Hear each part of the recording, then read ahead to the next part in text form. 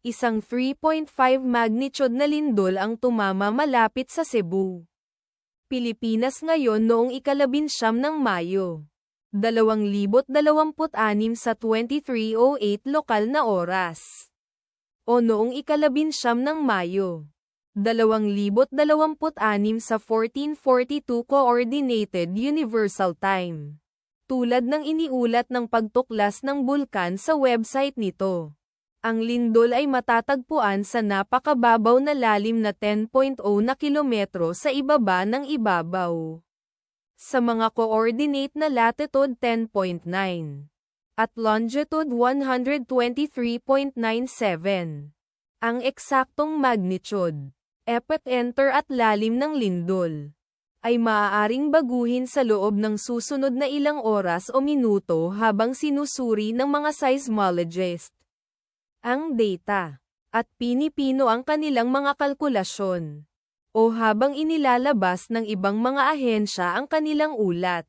Kabilang sa mga bayan o lungsod na malapit sa sentro ng lindol ang Tabogon, Cebu, na nasa 8 kilometers, o humigit kumulang 4.97 milya mula sa sentro ng lindol. Bogo, Cebu, na nasa 17 kilometers, o humigit kumulang 10.5 milya ang layo. Balamban, Cebu, na nasa 52 kilometers, o humigit kumulang 32.3 milya ang layo. Lapu-Lapu, na nasa 65 kilometers, o humigit kumulang 40.3 milya ang layo.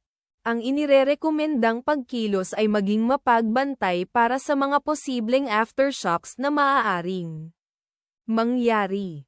Ang taya ng panahon para sa lugar na malapit sa sentro ng lindol ngayon ay inaasahang bahagyang maulap sa buong araw na may posibleng mga bagyo. Ang lakas ng hangin hanggang 3.4 miles per hour mula sa kanluran.